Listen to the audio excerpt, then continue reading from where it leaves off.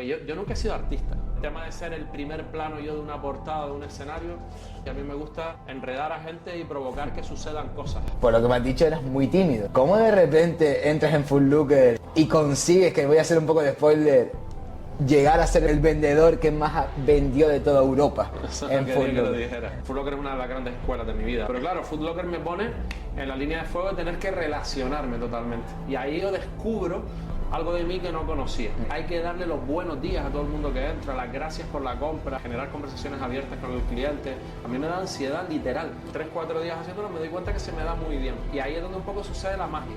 Yo quiero que ese niño de los ojitos verdes que me atienda a él.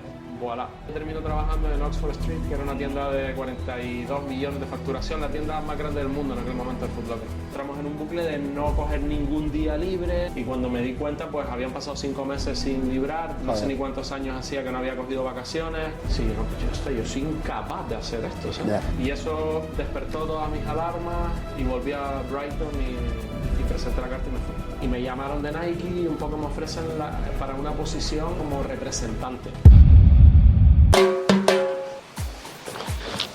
¿Qué pasa, mi niño? ¿Estás preparado? Sí, eso creo. Bienvenidos a un programa más del podcast de Chacho Souvenir.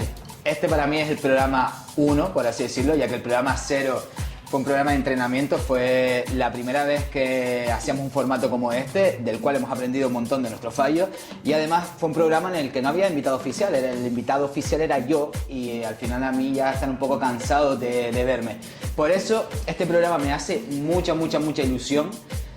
Punto número 1, porque estamos en medio del laboratorio que hemos montado como pop-up para estas navidades y que tiene mucho que ver con el invitado de hoy.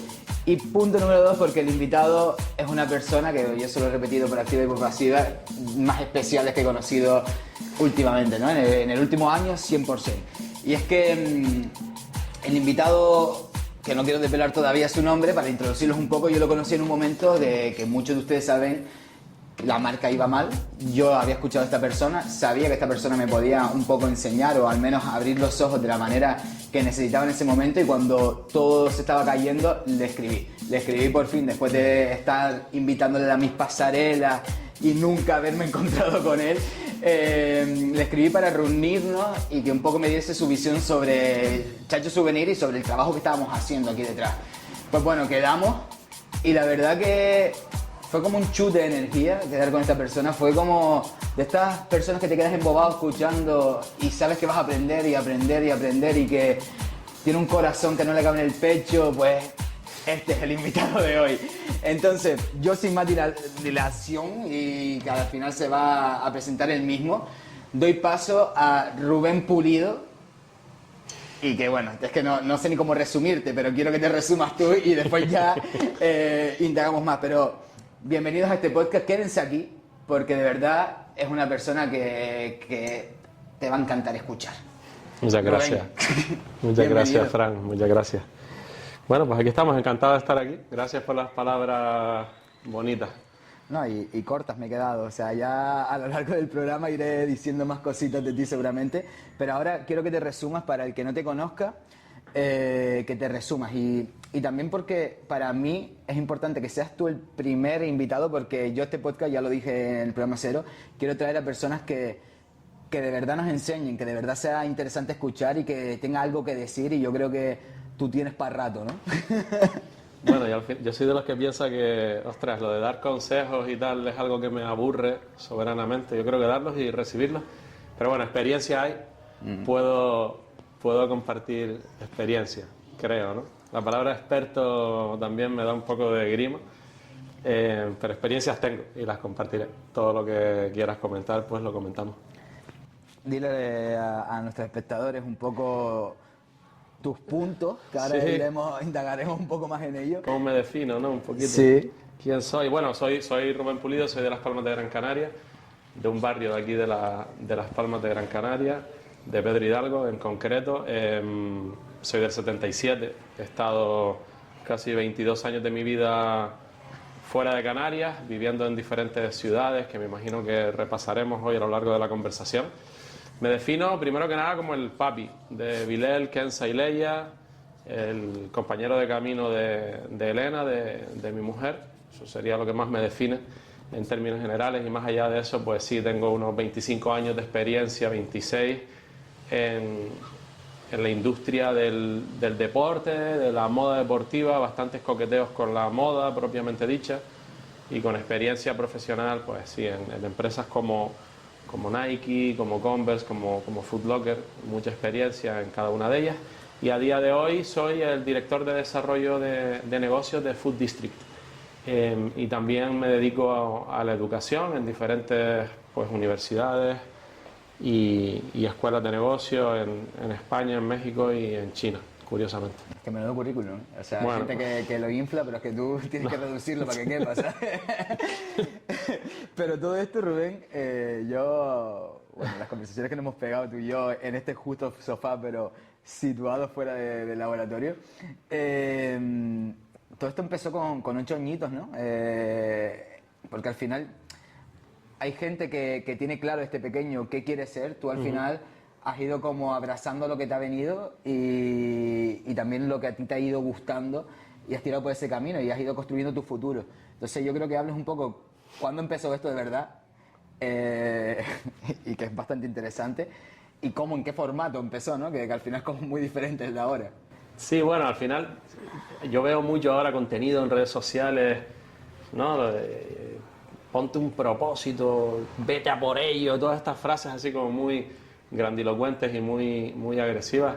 En mi caso no ha sido así. O sea, al final las cosas han ido pasando de forma orgánica. Sí es cierto que aquello que me apasionaba desde muy pequeñito sigue siendo lo que me apasiona a día de hoy. O sea, es verdad que soy el mismo, entre comillas, independientemente de los años que haya ido cumpliendo, de mi evolución como persona, como profesional, a nivel familiar, lo que quieras, pero lo que me sigue encogiendo el estómago e ilusionando es prácticamente lo mismo. Sí, la historia empieza en Pedro Hidalgo. Yo soy de Pedro Hidalgo, de un barrio de la periferia, que era un barrio denostado en los años 80 por ser uno de los puntos de venta de droga en aquella época más importantes de la ciudad. Era un barrio donde no subían los taxis, donde pasaban cosas que no eran agradables. Siempre todo esto una minoría de la población, porque como siempre he dicho, el 98% de la población de Pedro Hidalgo es gente maravillosa, trabajadora y de campo, pero bueno, en los 80 tuvo un pico complicado. Nací en el 77,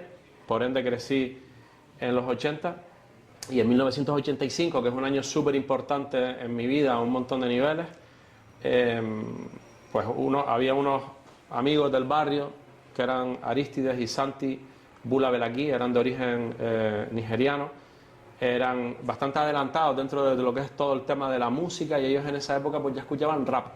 Yo estaba por aquel entonces con 8 añitos trasteando con los Max Mix, Tony Peret y José María Castells, eran unos DJs españoles que sacaban en aquella época cintas de unos mega mix y tal, y todo ese rollito de repeticiones musicales y tal, pues me atraía y jugaba con el cassette y grababa y cortaba, y un poco los que hacíamos los de la época. Pero un poco un inciso, ¿verdad? Sí. También, al final yo creo que los que nos están viendo todos menos de 30 años tendrán, entonces para situarles, en los 70, cuando tú descubriste el rap, ¿qué se escuchaba en ese...? Sí, lo descubro en los 80. A los 80, perdón. ¿Qué se escuchaba entonces aquí en Canarias? Bueno, a nivel más mainstream, si quieres, pues era una época, bueno, como dice mi amigo Real, una de las grandes décadas de la música, los 70 a los 80, estamos hablando de Prince, estamos hablando de Michael Jackson, estamos hablando de Madonna, estamos hablando de Stevie Wonder, estamos hablando de Sting, estamos hablando de ese tipo de música. Sí. Eso es lo que tú escuchabas pues digamos en las emisoras más transversales, como 40 principales,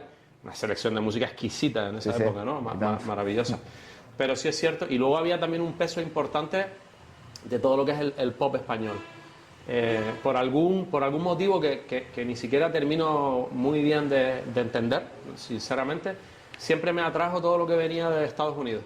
A día de hoy hay cosas de Estados Unidos que me gustan, hay muchas otras que no me gustan tanto, pero de niño me deslumbraba todo lo que venía de Estados Unidos a nivel deportivo, a nivel musical, a nivel cinematográfico, películas como Los Goonies, que marcó mi vida, bueno, un poquito toda esa época. Y eso me llevó, pues dentro de España, lo más parecido a ese rollo americano, pues eran esos mega mix que hacían algunos DJs españoles y tal. Pero en el 85 Aristides en concreto, que iba con unos cascos grandes, ya él iba con su chándal de Adidas y era un pibe que iba bastante avanzado, bailaba breakdance muy bien, era mayor que yo, como 3 añitos, pues estaba escuchando los cascos, yo le pedí escuchar lo que él estaba, lo que tenía puesto y era el Radio, era el primer disco de LL Cool J, o sea, rap puro y duro de Queens, Nueva York, y desde que escuché el primer tema me quedé totalmente enamorado de esa música, o sea, me sonó tan diferente. Imagínate un chaval de barrio escuchando eso que ya me dio como un chute que me ha llegado pues hasta el día de hoy. De hecho, el disco de Radio te lo podría enseñar. Está por ahí, sigue conmigo. Entonces, ahí un poco se despertó mi amor por todo eso. Hay una película clave también en todos los de mi generación, que es una peli que se llama Beat Street, que la puedes buscar también, de 1985, que estuvo en cines y que fue la que trasladó de alguna manera todo el breakdance, todo el movimiento hip hop. El movimiento hip hop tiene varios aspectos, pero uno de ellos es el baile con el break, y esa película es la que hizo el break dance popular a nivel mundial, y de repente el planeta entero, en una época que no había redes sociales, pues todo el mundo intentaba hacer sus pinitos bailando. Creo que casi todos entramos en el hip hop más por el baile casi que por lo que es escuchar música. Y ahí un poco empieza la historia. No, pero es bastante guay. También me hace gracia porque dices lo de que te fascinaba el mundo americano, ¿no? Y que después, con los años, tú que has vivido en América, con los años después se ha ido desinflando, ¿no? Y justo leí el otro día que cuando te das cuenta que maduras cuando Nueva York deja de ser el lugar de tus sueños, o Estados Unidos en sí deja de ser el lugar de tus sueños, y te das cuenta de lo que es en realidad, ¿no? O sea, y al final, yo creo que de pequeño también estamos, yo que soy el Tablero, tú también, otro barrio, que también en los 90 o 2000 pues tenía lo que tenía, ¿no? Que los taxis tampoco querían llegar para arriba. Sí. Al final es eso, que aspiras creo que a lo grande, a lo que te gusta y a la cultura que lo rodea, pero la realidad es completamente otra. Pero bueno, al menos pues mira, te enseñó te abrió los ojos para lo que vino después, y esos gustos musicales y de baile. O sea, ¿llegaste a bailar breakdance? Esa es la otra pregunta.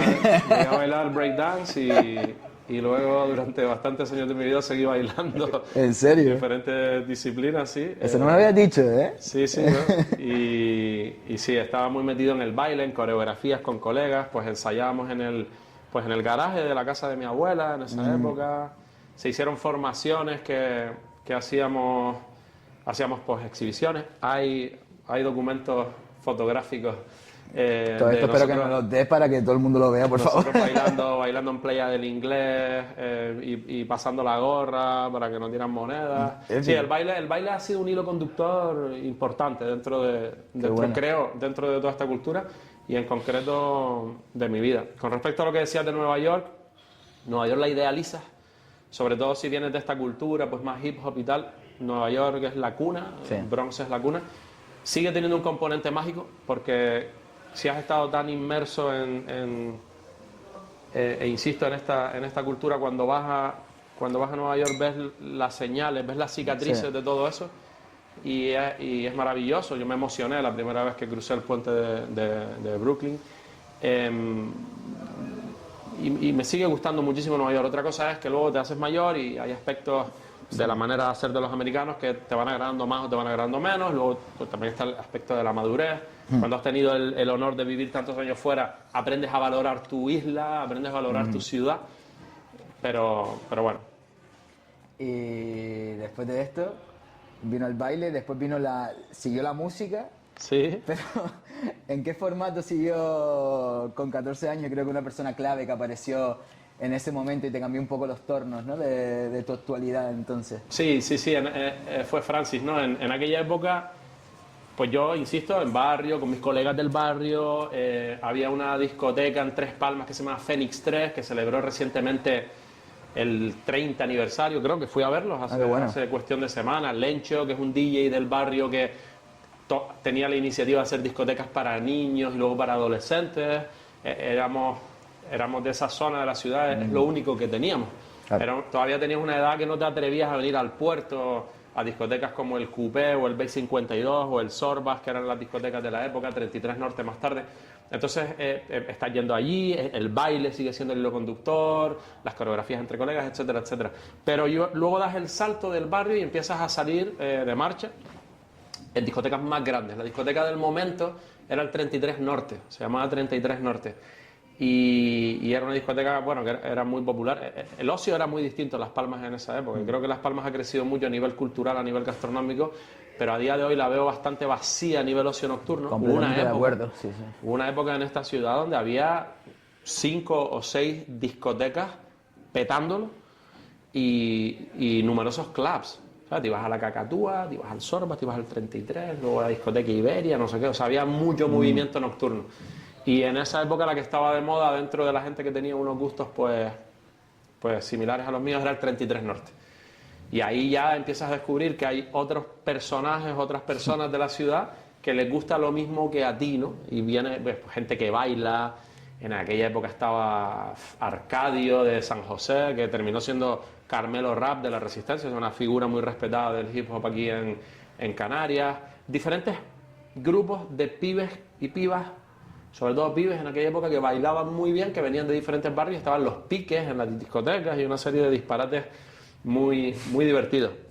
Y dentro de este contexto yo conozco a Francis, ¿vale? Francis, a día de hoy Frankie G en redes sociales, el pirata de toda la vida, lo conozco, ¿no? Yo nos conocemos porque por las zapatillas que yo llevaba o que él llevaba o los dos, y al final terminamos hablando por las zapatillas y por el bucket que llevábamos en aquella época. Se generó una conversación al final de curiosidad. De, oye, ¿dónde te pillaste esa Flight? Me acuerdo perfectamente, eran unas Nike Flight del 89. Él las llevaba negras, blancas, yo las llevaba totalmente negras, y al final terminamos con un poco de... ¿no? En esa época eras como... Lo que molaba era ser como distante y tal, pero terminamos hablando. Y claro, ahí descubro yo a un tipo que obviamente marca, es un punto de inflexión en mi vida a nivel cultural, porque yo había coqueteado con todo esto, tenía alguna cinta de rap, alguna cosita por aquí o por allá, pero claro, cuando yo voy a la isleta a su casa, estamos hablando de un tío que yo creo que tenía 14 y Francis tendría 15, 16 a lo sumo, que ya tenía miles de vinilos, que tenía decenas de zapatillas y que estaba muy avanzado dentro de lo que era pues esa cultura que a mí me había enamorado. Claro, el conocerlo es un salto cuántico dentro de mi persona, porque aprendo muchísimo con él. Con él descubro Eric Dian Rakim, con él descubro Run DMC, con él descubro muchísimo, ¿no? Es un tío que llega ya a su habitación y tenía pósters de Public Enemy, de Mark Wahlberg, o sea, estaba muy, muy, muy avanzado al resto de la isla, y lo digo con la más profunda objetividad y en honor a la verdad, en dos aspectos, a nivel musical y a nivel estético, porque también era el que iba muy avanzado en temas de zapatillas, en temas de sneakers, en temas de ropa de licencia de deportes americanos, todo lo que a mí me molaba. O sea, yo veía cosas en revistas y este tío ya las tenía en su casa. Entonces, como coño, sí, era la moderna de Gran Canaria en ese entonces, ¿no? Francis era, y lo digo siempre, se lo dije a él el otro día que vino a un evento por aquí, él era un influencer cuando no había redes sociales. O sea, nosotros salíamos de marcha y uno de los topics de la noche era a ver qué trae el pirata puesto hoy. Épico. Y él te venía con las chaquetas de los Riders, con mangas de cuero, con las Varsity, o sea, un tío que se curraba mucho todo esto y generó un fenómeno alrededor de su persona. Nos hicimos muy colegas y ahí pues yo aprendo muchísimo con él. ¿Y qué pasa? Y bueno, lo que pasa... Cuéntame qué pasa. Lo que pasa, que es otro punto de inflexión en mi vida. Yo por esa época era pareja de Jessica, que a día de hoy se sigue dedicando al mundo del espectáculo, y ella era una chica que desde pequeña ya le apasionaba la música, que tenía sus canciones escritas, que su ilusión era ser artista, ¿no? Ella era muy fan de Madonna y también era una persona que se curraba mucho todo lo estético y era una persona también, y tengo que decirlo, bastante avanzada. De hecho, hay looks de Jessica de los 90 que iba como va Rosalía a día de hoy, y eso es una verdad, y hay fotos que lo demuestran. Y en paralelo estaba Francis, que era mi colega, que Fran, tengo que decir, es en todo lo que sucede después, el motor creativo realmente es él. Pues yo nunca he sido artista, con esto soy franco. O sea, Jessica era artista, Francis era artista, yo no soy artista, yo soy gestor de cosas, y a mí me gusta montar, enredar a gente y provocar que sucedan cosas. Eso yo creo que es lo que me mola. Pero el tema de ser el primer plano yo de una portada, de un escenario, Eso no era exactamente lo mío. Lo que pasa es que, claro, un poco envuelto en todo esto que me molaba, pues había conocido a Francis, a Jessica le gustaba la música y tal. Frank era un tío que ya tenía libretas y libretas de canciones escritas. Él sí era y es artista, un tío que se desvela por la noche y escribe canciones de rap. Entonces, él ya había tenido varias formaciones y surge la oportunidad de grabar un tema para un recopilatorio de grupos canarios, algo así como muy random, y Francis me dice, oye, ¿por qué no hacemos algo tú y yo y tu chica que también canta? Y de una manera así como muy rápida salió esa oportunidad. Entonces había una idea de canción, que es el Sin Parar, que fue el tema este que funcionó tantísimo, y que lo tenía Jessica escrito. Entonces sobre ese tema Francis propuso una producción musical, escribió un rap, yo no hice nada, dije 4 palabras y tal, y de repente cuando nos vemos con un tema en un recopilatorio. A la semana viene un AR de Tenerife que se llama Javier Prieto, que trabajaba para Manzana Records, que era la discográfica de los sabandeños, la discográfica fuerte canaria, y nos ofrece un contrato discográfico en una semana. Nosotros no había... Y digo la verdad, o sea, la verdad es la verdad. Francis tenía un recorrido subiendo esos escenarios, etcétera, etcétera. Yo no me había subido a un escenario en mi vida. En mi vida. Yo me había subido a un escenario para bailar. Pero tú cantabas, ¿no? También en el grupo. Yo hacía algo, yo rapeaba. Algo hacía, ¿no? Algo hacía. Tengo un montón de ganas de escuchar esa canción, pero no tenía experiencia, ¿no? Y claro, firmamos un contrato que no sabemos ni muy bien lo que firmamos y tal. Y cuando nos vemos en la Ruta del Aguilar, en el concierto de 40 principales en Madrid, con Backstreet Boys y 25.000 personas en el público. Eso pasó en 3 semanas. La gracia de todo esto, lo paradójico, es que el single de Sin Parar, porque en esa época salían unos singles en CD, el single vendió unas 25.000 copias solo en Canarias, es decir, medio disco de oro en Canarias, en una época en la que no había redes sociales. Telita. Y se generó ahí pues el grupo se hizo pues muy conocido. Era una época donde estaba Unión Lírica en Canarias, estaba Soul Sanet en Tenerife. Nosotros teníamos como una mezcla de estilos y un corte bastante bailable, digamos. Y bueno, cuando nos vimos en giras y nos vimos a pues profesionales de la música, sí. Porque es verdad que, comentando un poco del universo música, ¿no? En Canarias ahora mismo estamos en nuestro peak, ¿no? Es como estamos como musicalmente... Somos los referentes, o sea, hemos conseguido que un artista canario en menos de un año de trayectoria sea el número 1 del mundo, pero claro, estamos contando con que tienes las redes sociales detrás, tienes la viralidad, ¿no? El concepto de viralidad, que antes la viralidad, como tú dices, pues era algo que tenías que... venía por no sabes cómo, o sea, pero lo conseguías. Pero claro, ahora tienes un montón de vías y tienes también gente metiendo pasta para que conseguir ciertas cosas y tal, pero claro...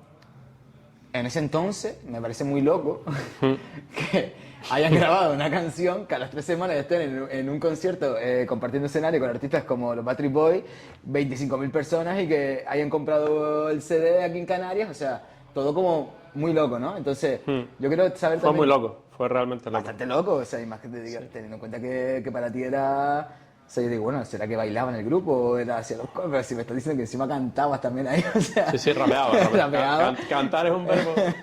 Rapeaba o lo intentaba. La locura se aumenta aún más, ¿sabes? Entonces... Sí. Pero bueno, Jessica sí que cantaba, el tema era muy pegadizo. Bueno, el tema es la magia de la música. Hay temas que hacen clic y el Sin Parar hizo el clic. No, totalmente. A nivel comercial, sí. Entonces, bueno, yo quiero...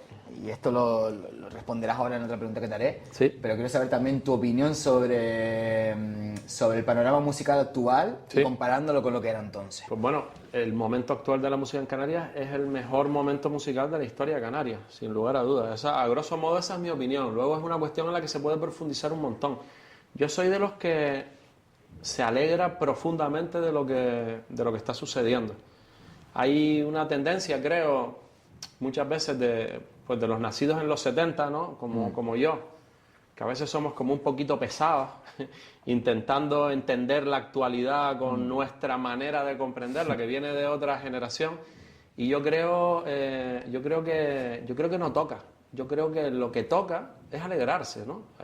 Es maravilloso lo que le ha pasado a Pedro, a Quevedo, pero no solo a Pedro. Es decir, si nosotros nos remontamos la historia musical de Canarias, hay grupos que tuvieron un significado más comercial, hay escuelas musicales tremendamente ricas, ¿no? Toda la escuela de DJs de Tenerife, Real el Canario, DJ Bobby Bob, o sea, todo eso son bloques, ¿no? Dentro de la construcción de este edificio tan grande, ¿no? Yo tenía Las Canarias, que hay que mencionarlas también, porque las Canarias al final fueron... Las Canarias vinieron bastante después. Después, pero me refiero que al final fue la construcción del reggaetón. Las Canarias coincide con Unión Lírica en ciertos momentos. ¿Había rivalidad ahí entonces? Al final, no, en absoluto, no, en absoluto. Desgraciadamente, donde sí había cierta rivalidad, que es esta estupidez, y lo digo abiertamente, de rivalidad entre Tenerife y Gran Canaria, que me parece absurdo. Absurdo. Sí que había cierta rivalidad o cierta tensión, tampoco una rivalidad entre Soul Sanet, que era un grupo de R&B de Tenerife, que lo hacían maravillosamente bien, y nosotros, Unión Lírica, cuando ahora, y lo hablaba con alguien hace poco, ¿no? Una de las claves de lo que sucede a día de hoy es que los chavales se unen. Nosotros, claro, nos creíamos...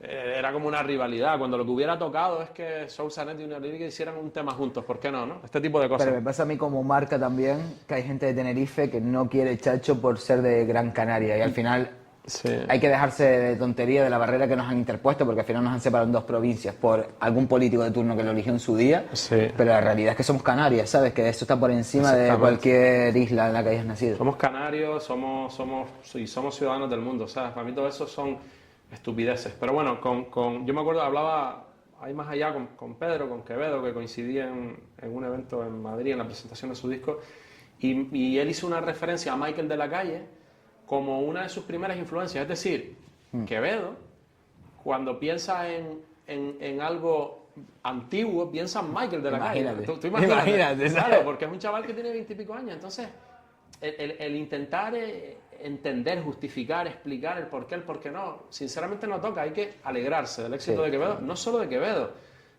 Michael de la Calle, que me parece un artista... Un crack. Espectacular. Todavía me acuerdo cuando hizo la versión de Justin Bieber en el coche, que ahí que fue como este hombre nació para ser famoso, ¿sabes? Michael de la Calle es un chaval espectacular. Cruz Cafune, o sea, increíble. Un tío absolutamente consolidado dentro del movimiento. Bejo, alguien que más allá de cantante es artista en términos absolutos. Nuevos talentos menos conocidos como La Suga, un chaval de Tenerife que estoy casi seguro que lo va a petar. Avir, que está haciendo algo maravilloso también. La Pantera Baby, que es un pibe de aquí de Gran Canaria, tiene un talento que de un momento a otro también... Y que no hemos nombrado ninguna mujer, pero también está Karen Méndez, está Petaceta, ojo con Petaceta, tiene un talento estratosférico, tiene un directo muy bueno. O sea, mi conclusión de todo este tema, pues es un tema que ha dado horas de conversación entre colegas, etcétera, etcétera, es que yo creo, y aquí sí me pongo, intento no hacerlo, ¿vale? Pero me pongo un poquito crítico si quieres. Hubo una época donde no existían redes sociales, donde había una barrera geográfica y Canarias, las Islas Canarias, estaban más lejos. Entonces, claro, tenías mucho menos oportunidades. Claro. El control de este tipo de música, si quieres, más urbana, más rap, más hip hop, estaba bastante centralizado en Madrid en aquella época, sin ningún tipo de crítica. De hecho, quien manejaba el cotarro es amiga íntima mía, es Sonia Cuevas, pues Franté, pues Ana Mayúscula, pues Nieves, o sea, los creadores de Zona Bruta, que a día de hoy son mis amigos íntimos. En su momento, pues oye, Canarias le quedaba lejos y tenías mucho menos oportunidades. Entonces, sí que hubo un momento donde casi que de cada comunidad autónoma había un grupo de rap funcionando a nivel nacional, y de Canarias no había nadie.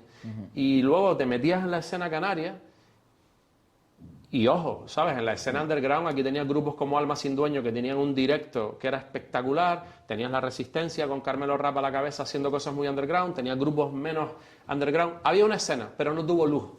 ¿Qué pasa? Que esta nueva generación ha aprovechado la oportunidad. ¿La oportunidad cuáles son? Las redes sociales, o sea, lo tengo muy claro. Ellos han sabido utilizar las herramientas que han tenido a su disposición, y la herramienta principal, creo, intuyo, son las redes sociales, y lo han aprovechado. Totalmente. Desde épocas de Loco Playa, o sea, nos vamos para atrás cuando empezó a haber coqueteos con el éxito, hasta que llegó Quevedo y Jaque Mate. Mi punto de vista sobre esto, me alegro enormemente. O sea, para mí es un orgullo, y sobre todo, y aquí me meto en camisas de 11 varas, ¿vale? Pero si comparamos la escena canaria con la escena puertorriqueña, todo el movimiento este de reggaetón nace en Panamá realmente, pero explota en Puerto Rico. Si nosotros nos vamos atrás en el tiempo, hay dos figuras que para mí abren el camino, que son Tego Calderón y Don Omar, que abren bastante el camino, y luego viene Daddy Yankee con La Gasolina y Jaque Mate. Y es cuando ya lleva el reggaetón a un nivel mucho más mainstream, ¿no? Aquí yo en Canarias creo que Cruz Cafune hay un trabajo... Cruz Cafune se merece una estatua. Totalmente. O sea, ese pibe ha hecho un trabajo constante, serio, sólido. No solo su música, sino todo lo que la envuelve, su marketing, su manera de proyectarse. Y luego Loco Playa, Abejo, haciendo su trabajito. Sí. Michael de la Calle haciendo su trabajito. Y luego viene Quevedo, boom, Jaque Mate. Sí. ¿Qué puedo decir? Que me alegro, coño. No, totalmente. Me alegro mucho.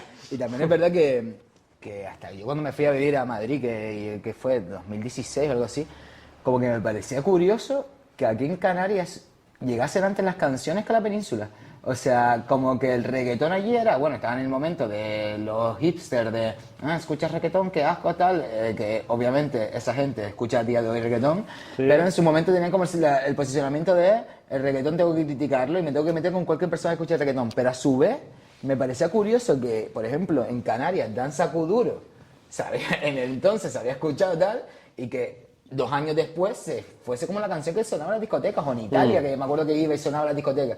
Cuando aquí ya quedaba desfasado, estábamos en otro momento, en otro tipo de reggaetón. ¿Sabes? Que tú dices que aquí estábamos apartados, y es verdad, estamos apartados, y es normal que desde la península no abrazasen la música canaria, pero también es curioso como el género urbano, también por nuestra cercanía a Latinoamérica y todos estos factores, llegaba antes a las islas Aquí, y nos hemos empapado más de ellos desde pequeños. Tú aquí acabas de abrir una lata súper interesante y una conversación que yo he tenido con mis colegas, con varios colegas en Península. Nosotros teníamos un aislamiento geográfico para con España. Eso creo que limitaba o reducía las oportunidades de éxito para los artistas de Canarias, porque al final somos españoles. Ahora, a nivel influencias, es algo completamente diferente. Nosotros tenemos la influencia latinoamericana. Muchos de nosotros tenemos una madre, un padre, un abuelo, una abuela. Mi madre es caraqueña. Sí, claro. O sea, tenemos la influencia latinoamericana y por otro lado, no nos olvidemos, tenemos la influencia anglosajona, es decir, el turismo británico dejó aquí si quieres, un residuo de inspiración muy interesante. Volvemos a Francis. Yo me acuerdo de estar con Francis yendo a clubs del sur de Gran Canaria, que estaban en el centro comercial Metro, que es el que realmente estaba como 3 o 4 pisos bajo suelo, el metro abajo, El ¿no? que El tuvieron casco. que cerrar porque estaba infectado todo el mundo, ese mismo. Correcto. Pues en el metro, yo me acuerdo de ir con Francis a 2 clubs. Uno se llamaba Twilights y el otro se llamaba Happy Duck, donde ponían breakbeats británicos. Hostia. O sea, era una música marciana en aquella época. O sea, nosotros hemos mamado inspiración latinoamericana y también anglosajona. Por eso, el gusto o la manera de entender la música canaria, pues tiene ciertas diferencias con respecto a la de la península, ni mejor ni peor. Por ejemplo, en península el flamenco tiene un peso tremendo, que obviamente en Canarias tiene mucho menos, y nosotros aquí, pues la música latina tiene un peso y nos configuramos de otras formas. Pero inspiración diversa y multicultural siempre hemos tenido. Exacto. Hay algo muy positivo. Ahora vamos a dar un poco la música, porque yo espero traer pues a Cruz Cafune o a quien quiera venirse a este podcast y ahí indagar mucho más y hablar en profundidad de este tema, porque yo creo que tú puedes aportar otras cosas bastante guayas a este programa y cosas de las que hablar y cosas que también están muy relacionadas, temas que están muy relacionados con nosotros, ¿no? Porque somos al final una marca de moda y tú has estado muy ligado durante muchos años a la moda, pero quiero también que cuentes un poco cómo llegó a eso, ¿no? Porque después del grupo, ¿qué pasó ahí? ¿Qué pasó después del grupo? Tuviste tu boom, tu single, se escuchaba, tus colegas tenían tu canción, pero después siguió la música, ¿cómo se cambió tu camino? Quiero que nos expliques un poco. ¿Te lo cuento ya? O? Por favor. A ver, el tema cambia porque el grupo funciona con el primer álbum y tenemos giras y hacemos bolos y ganamos dinero y todo eso. ¿Durante cuánto tiempo el grupo gira? Pues mira, el grupo está funcionando del 97 al 99, durante 2 años a tope, si a mí no me falla la memoria. Luego grabamos un segundo disco, creo, y con Jessica no lo he hablado, pero con Francis lo he hablado alguna vez. Creo que en la elección del single nos equivocamos porque quisimos un segundo sin parar y utilizamos un tema ahí que se parecía bastante cuando había otro que pensamos que podía haber funcionado mejor. Pero bueno, empieza un poco a diluirse la energía alrededor del grupo, empieza a haber ciertas diferencias internas. Al final es lo típico, porque cuando ves cualquier película de grupo, en todas pasa lo mismo. No hubo problemas, no acabamos enfadados, no acabamos peleándonos, pero sí que empezamos a tener diferentes maneras de entender lo que nos estaba sucediendo y al final decidimos separarnos. Al final decidimos separar. Yo creo que tampoco fue ni siquiera una sentada, una reunión de vamos a separarnos, sino que de manera un poco orgánica eso oye se disuelve. Se disuelve. Y ahí me surge a mí la oportunidad de poner música en un club del sur de Gran Canaria. Ahora se llama China White, en aquella época era el Malibu Beach. Y estoy ahí pues pinchando de DJ, poniendo música. Yo el término DJ, para mí es un término muy prostituido, diría yo, y creo que es una profesión, es una profesión a la que yo le tengo un enorme respeto. Aparte soy muy amigo de los que para mí son algunos de los mejores DJs del mundo. Por lo tanto, yo DJ no era, pero era un tío que tenía gusto musical, que pinchaba en CD y que hacía que la pista bailara, y aquello funcionaba. Y me dediqué a eso un par de añitos, ganaba mi dinero poniendo música, pero tenía un problema. Un problema importante, y es que no era narcoléxico, pero casi, ¿vale? O sea, yo tengo, y sigo teniendo lo que ahora, después de los 40, he aprendido a manejarlo mejor, pero los que están cerca de mí saben que yo me quedo dormido en las mesas después de las 11 de la noche aproximadamente, y llevo fatal la noche. O sea, yo soy una persona absolutamente useless por la noche, soy muy diurno. O sea, yo puedo estar entrenando a las 6 de la mañana sin ningún problema, pero yo desde que se pone el sol, como que la energía se va con el sol. Entonces, claro, me encuentro con un problema. Trabajo de noche poniendo música y me quedo dormido. O sea, yo mezclaba Coca-Cola con bebidas energéticas para mantenerme despierto. Buen combo ese, ¿eh? Sufría. O sea, sufría. Yo me veía sufriendo. O sea, yo era el que ponía la música allí. Sin embargo, lo pasaba mal.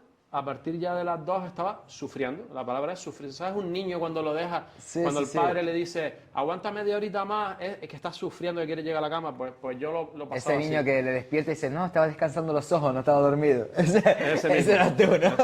Lo pasaba mal, coño. Entonces, me acuerdo perfectamente, aparte que yo tenía que esperar la guagua para venirme para Las Palmas, porque todo esto era en el sur, cargando con los CDs.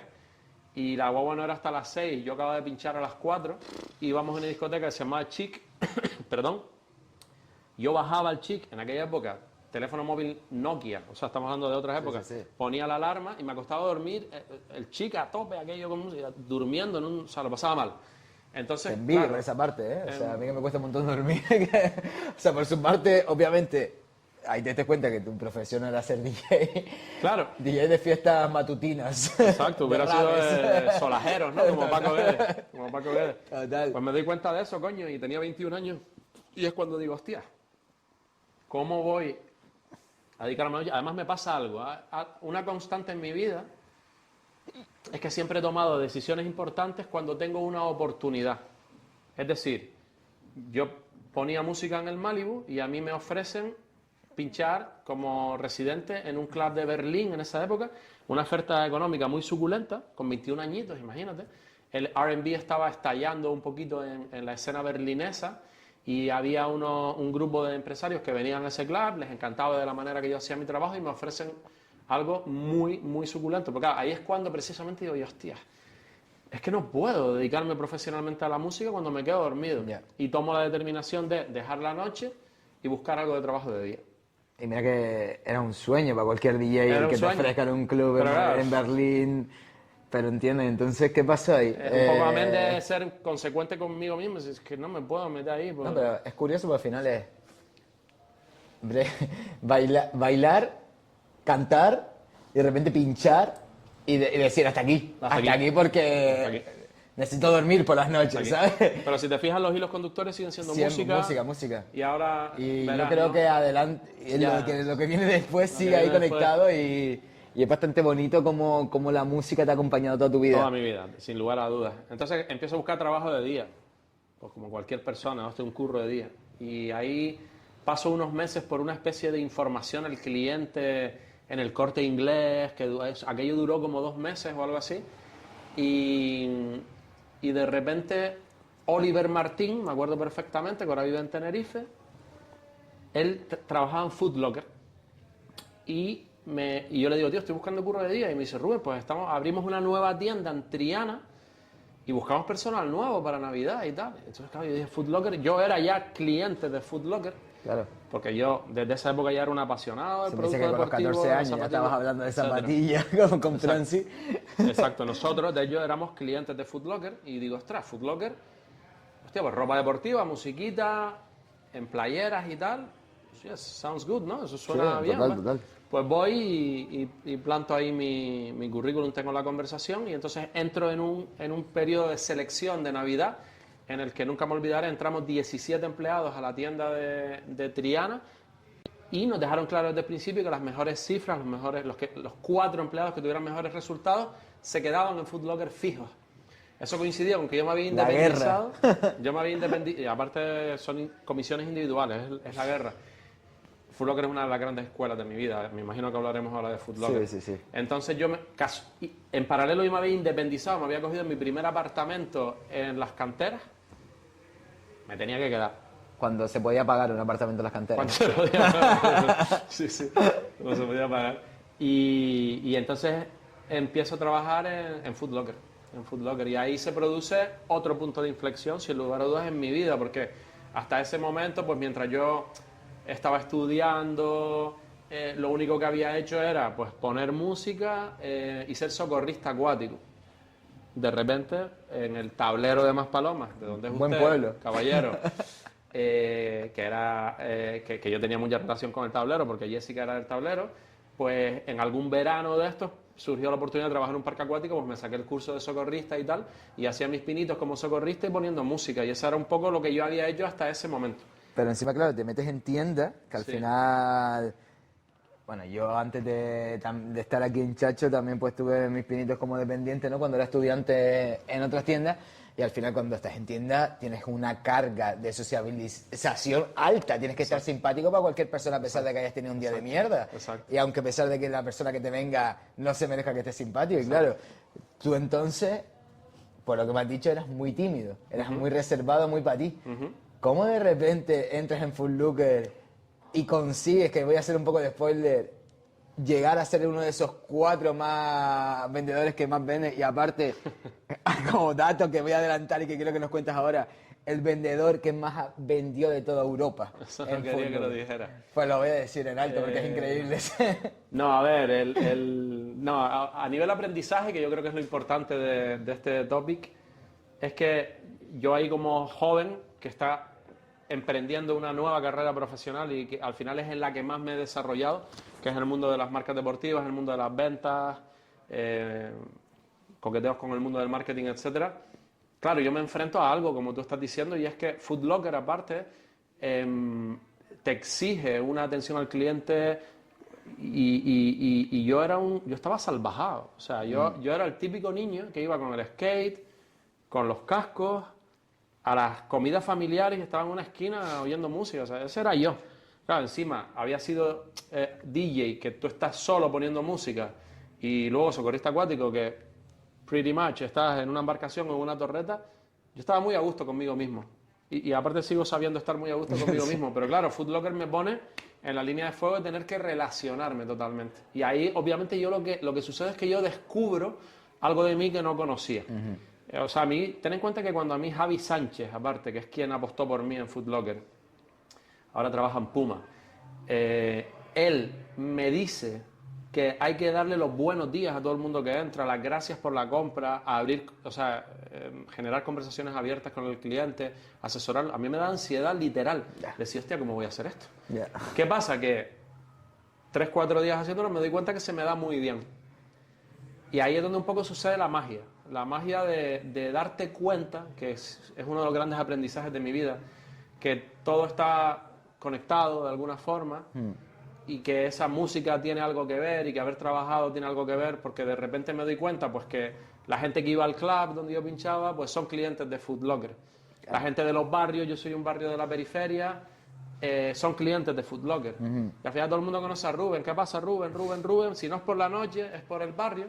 Luego, por algún motivo, yo conectaba muy bien, empatizaba muy bien y conectaba muy bien con toda la gente del norte de África, que eran muy buenos clientes de Foot Locker por aquella época, y se me daban fenomenal las señoras mayores. No me preguntes por qué, pero yo le caigo muy bien a las señoras mayores. Yo quiero que ese niño, el de los ojitos verdes, que me atienda a él. Entonces, claro, de repente me veo con las señoras mayores, con el público del norte de África, con la gente de la noche y con la gente de los barrios.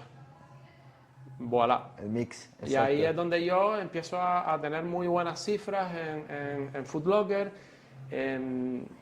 a nivel insular. No había espacios para evolucionar, porque al final Foot Locker es una empresa muy potente, es líder de retail deportivo a nivel mundial y es una empresa con buenas condiciones. Entonces, claro, cuando alguien en Canarias conseguía ser store manager, jefe de tienda o segundo assistant manager en Canarias, casi que no lo sueltas nunca, ¿no? Porque es un trabajo que está bien remunerado. Entonces, claro, yo me di cuenta que no hay manera de crecer porque los que están arriba nunca se van a ir. De hecho, el que fue jefe, o sea, Javi Sánchez se fue a Puma, que fue mi primer jefe en Foot Locker. Benito Medina salió de la compañía recientemente, pero Armando Rodríguez, muy amigo mío, y aparte él es el jefe de toda Canarias a día de hoy en Foot Locker, sigue en Foot Locker. O sea, yo no me equivoqué, yo miré y dije, no hay hueco para crecer. Eso en paralelo coincidió con que la central europea había identificado las buenas cifras del canario. ¿Cómo coño vende tanto? Estrenó zapatos ese año. ¿Cómo coño vende tanto un tío en las islas y tal? Y ahí empezaron a generarse conversaciones entre la central europea, que estaba en Holanda, Armando Rodríguez, Mariló Sánchez, que era la district manager, o sea, la jefa más a nivel nacional de Foot Locker, amiga íntima a día de hoy. Hola, Mariló. Me apoya con UK, me apoya Armando, y yo termino trabajando en Oxford Street, que era una tienda de 42 millones de facturación, la tienda más grande del mundo en aquel momento de Foot Locker. Telita. Sí. O sea, telita, ¿eh? Y entonces, llegaste a Londres, a Oxford Street, a la tienda más grande de Europa de fútbol. Del mundo. Del mundo. En aquel momento, sí. Del mundo. Pero, o sea, ¿qué crees tú? ¿Qué componente hizo para que tú llegases a tal puesto que te dijesen, oye, de la tienda de Mesa y López te vamos a llevar a la de Oxford Street? ¿Por qué? O sea, ¿qué tenías tú distintivo para conseguir algo así? Bueno, ahí te tengo que decir que no es algo que me sucediera a mí de forma aislada. Lo particular es que de Canarias acabaras en Oxford Street, que sí, suena como un poco ya como un chiste en sí mismo. Literal. Pero Foot Locker, en este tipo de plazas tan internacionales, pues siempre ha apostado por talento de otros lugares. No, ya se había dado el caso ya, de hecho, de un gran amigo mío que se llama Dani Hernández.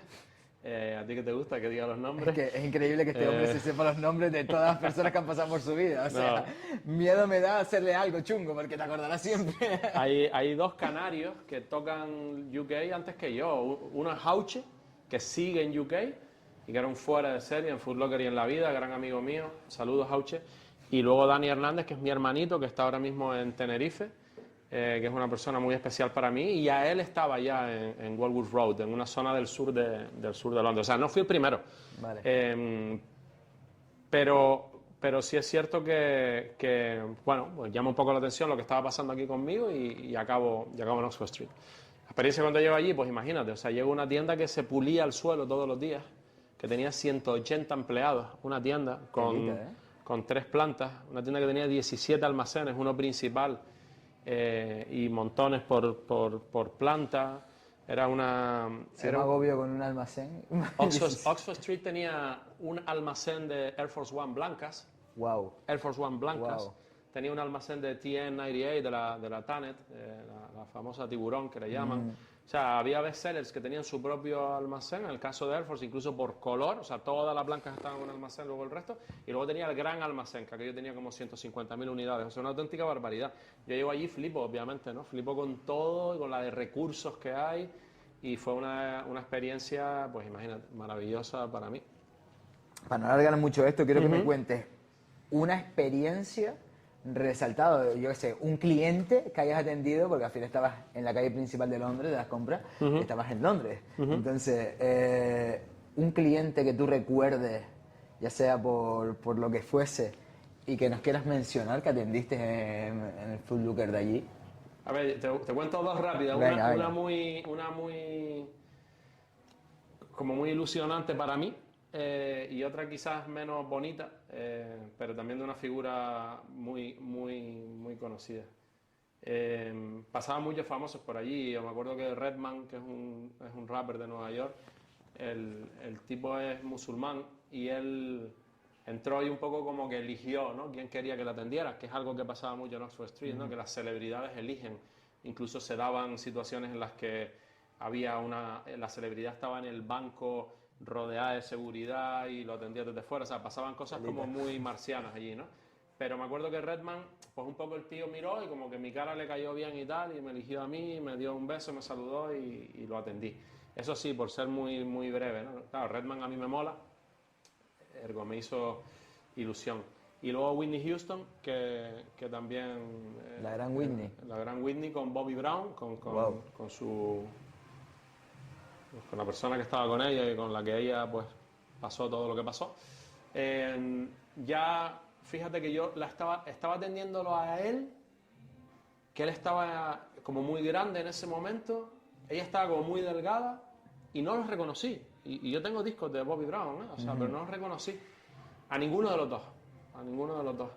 Y alguno de mis compañeros me dijo que estás atendiendo a la estrella, tal, ¿sabes? A la star, no sé qué.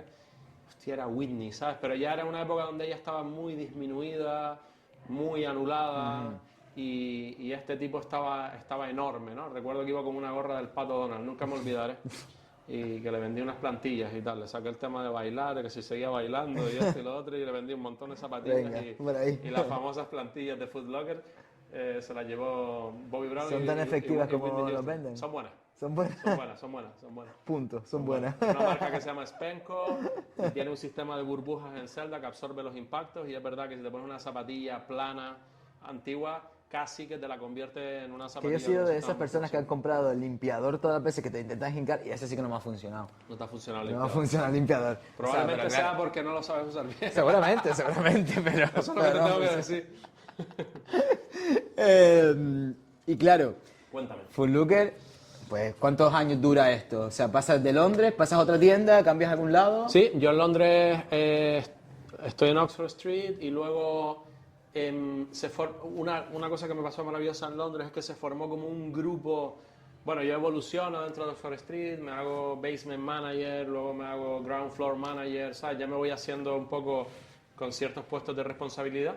Y hay una situación en Londres donde las tiendas de Foot Locker en general están bastante fuera de control a ciertos niveles de administración, visual merchandising, etcétera, etcétera, y la compañía decide formar un equipo que se llama Task Force Team con varias figuras, ¿no? Varios managers de diferentes tiendas de Londres, incluso había uno francés y tal, y ahí entro yo, y fue una aventura interesante. Pues viajábamos a diferentes ciudades del Reino Unido a revisar tiendas, a ver cómo estaban, nos encontrábamos con situaciones muy complejas, intentábamos encarrilarlas. Esa parte fue muy bonita, y luego ya promociono, que creo que fue el error, creo, no lo sé, porque al final todo pasa por algo, pero me ofrecen la tienda de Brighton, del sur de Inglaterra, que Brighton es una ciudad con costa, y claro, me suena todo muy bonito, costa, que eres canario, tal. Y voy para allá con mi amigo, bueno, luego Pepe se había venido, un amigo de Canarias, y terminamos Pepe y yo en una aventura que fue muy compleja, que fue la que me llevó casi al no poder ya sostener más la situación. Conseguimos darle la vuelta a la tienda, pero acabé con unos niveles de estrés interesantes. Bastantes, ¿no? Sí. Y eso 29 añitos. I feel you. Y ese estrés, esa ansiedad, que al final... La gente se cree que cuando tienes un trabajo guay, cuando tienes un trabajo que te llevan a eventos, que te regalan ropa, zapatos, que conoces a celebridades como Whitney Houston, ¿de qué te quejas, no? ¿De qué te quejas si yo estoy aquí en Gran Canaria trabajando para un hotel? ¿Te crees que es imposible llegar a tener ansiedad con un trabajo guay? Pero al final son esos trabajos, son los que te exigen más y los que te obligan a no desconectar nunca y a vivir una ansiedad tal cual que fue la que tú viviste, ¿no? Cuando te diste cuenta que habías sufrido todo esto. Y también quiero saber tu opinión sobre el mundo del retail, ¿no? O el retail y estos trabajos creativos guays que la gente considera imposible de tener ansiedad. Bueno, more money, more problems, ¿no? Al final, evoluciones en lo que evoluciones en la vida, te va a dar unas cosas y te va a quitar otras. Al final lo que entra en juego es tu propia gestión de esa situación. ¿Qué te quiero decir con eso? Que lo que casi me destruye a mí en la época de Brighton fueron las circunstancias sumado a mi manera de manejar las circunstancias. Es decir, a lo mejor ahora lo manejaría muchísimo mejor. Era muy joven, tenía 28, 29 añitos. Y la situación me superó porque yo entré en un bucle, Pepe y yo entramos en un bucle de no coger ningún día libre. Era una tienda que abría incluso los domingos. Y cuando me di cuenta, pues habían pasado 5 meses sin librar. No sé ni cuántos años hacía que no había cogido vacaciones. Siempre me acordaré de la anécdota de que los Harlem Globetrotters vinieron a hacer una exhibición a Brighton, en la calle de atrás de la tienda, y no fui capaz de desconectarme una hora para verlos, que es un sueño desde niño el verlos. De ellos no los he visto todavía a día de hoy. Y empiezas a la calle de atrás, y empiezas a darte cuenta que ostras, que es un poco too much, pero insisto, es también tu manera de gestionarlo. Con respecto al retail, todo el mundo que trabaja en la industria del deporte, de la moda, sabe que el retail es duro, ¿eh? El retail es como la restauración. Sí, sí, sí. Son profesiones que ya se sabe que son durísimas. Son muy duras. Sin embargo, son escuelas maravillosas. Es decir, yo creo, salvo error por mi parte, que cuando tú trabajas para Inditex, para Amancio Ortega, creo que es condición sine qua non que hagas una serie de mesas en retail, en tiendas. Tengo entendido que Amancio pone como esa condición, ¿no? Que tienes que pasar por tienda. Y me parece súper interesante, porque al final, cuando tú estás vendiendo, cuando tú estás trabajando en marketing de ciertos productos, cuando no has tenido una relación directa con el producto, cuando no has tocado el producto, ni mejor ni peor, pero eres distinto al que lo ha tocado.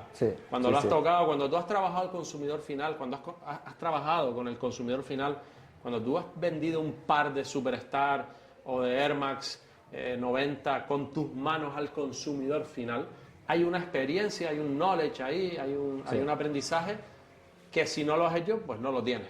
Totalmente. Por lo tanto, yo estoy totalmente a favor de la experiencia de retail. Creo que es súper importante. Si tienes una marca de moda, si trabajas para una marca de moda, si trabajas por una marca deportiva, que trabajes el retail, creo que te completa como perfil. No, completamente. Estoy a favor. Toda persona que ha pasado por Chacho, y hay personas que se han negado a ello y a día de hoy pues ni están en la marca, pero les he dicho, tienes que pasar por un market, tienes que pasar por un pop-up, tienes que pasar por un evento que hagamos lo que sea, pero porque tienes que al final vivir la marca, vivir nuestros productos, ver cómo se vende, ver los clientes qué opinan cuando se lo ponen, ver cómo, ¿sabes? O sea, no sé, todos esos pequeños detalles te construyen como profesional, y a pesar de que seas un diseñador que al final no vas a terminar en una tienda, vas a entender lo que el consumidor final quiere. Es súper importante. Totalmente. Si no, tú estás en una burbuja, en un departamento de marketing, que tú estás haciendo estrategias para un consumidor final que no conoces. Exactamente, es que no conoces. Es eso, o sea, y puedes ser un crack en marketing, oye, y al final funciona. Pero si conoces al consumidor final, va a funcionar tienes mejor. un plus. Sí, completamente de acuerdo. Y entonces, de esta ansiedad, sí, entiendo que necesitas parar, ¿no? Sí. Yo creo, no lo definiría como ansiedad, yo creo que llegué a un momento de burn up, de que me quemé, ¿no? Sí. Yo me vengo a Canarias, consigo programarme unas vacaciones después de no sé ni cuántos años.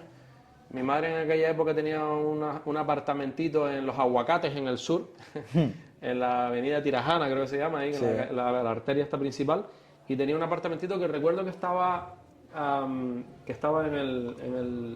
nivel de la piscina, no sé hablar, a nivel de la piscina. Y yo Son las cervecitas que nos suben. Y yo llego allí y me acuesto en el sofá y no me levanto en una semana y en 9 días.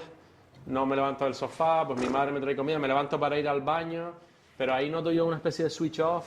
No es normal. No, y mi madre, me acuerdo que mi madre es una persona que siempre me ha apoyado en todo lo que he decidido y jamás ha intentado decidir por mí, nunca lo ha hecho. Pero me acuerdo que me dijo, hostia, René, hay algo aquí que no va bien. Y eso despertó todas mis alarmas y volví a Brighton y presenté la carta y me fui. Entonces, presentaste tu dimisión. Ujú. Y después de ahí, ¿qué vino? Supongo que te habrás parado un parón, ¿no? Necesario después de tantos meses sin librar y esa necesidad de estar aquí en Canarias, que tenemos todos los canarios cuando estamos mucho tiempo fuera. ¿Qué pasó ahí? Bueno, ahí yo estaba física y mentalmente muy, muy, muy agotado. Entonces aproveché ese apartamentito que tenía mi madre en el sur de Gran Canaria y me tomé como una especie de año sabático ahí, donde pues estuve haciendo deporte, eh, hice algún pinito también poniendo música en algún club, Vuelta a las andadas. hice alguna cosita. Food Locker me enganchó de nuevo para llevar una Navidad y lo hice. Bueno, estuve medio tranquilo, medio no tranquilo, como casi siempre. Pero bueno, sí que fue una etapa donde me reseté bastante, reconecté con la familia y reconecté con la isla también. Al final han sido varias etapas, he estado muchos años fuera, casi 21, y siempre que regreso a la isla después de muchos años me doy como que aprecias mucho más las cosas positivas que tiene. Y muy bien. Porque Food Locker estuviste aquí trabajando en Londres. ¿Qué más ciudades tocaste con la Food Locker empresa? hice Canarias, toqué Barcelona, Londres, Brighton. Tuve una experiencia puntual en Nueva York y regresé a Brighton y cerré en Canarias. Telita. Sí.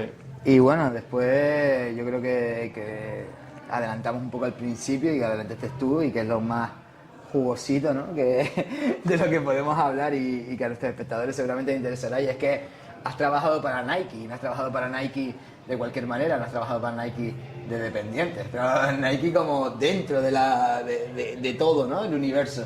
Quiero que un poco cuentes cómo surgió eso y también que les cuentes a todos qué cosas tocaste, ¿no? Qué puestos, o sea, cuál es tu función al principio, qué cosas, cómo llegas ahí, que da miedo. Yo, por ejemplo, me ofrecen ahora mismo un puesto así y digo, ojo, sé mi potencial, pero es Nike, ¿sabes?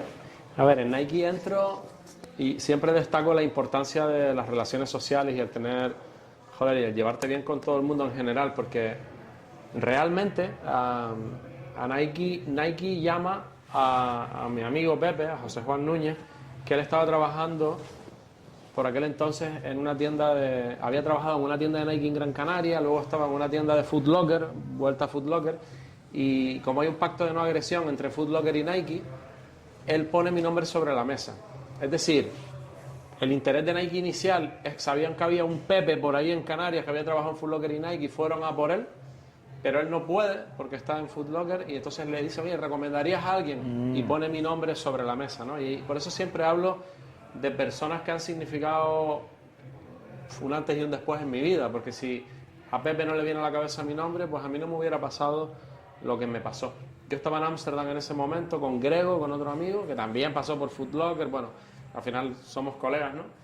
Lo contraté yo en su momento, y me llamaron de Nike y un poco me ofrecen para una posición aquí en Gran Canaria como representante.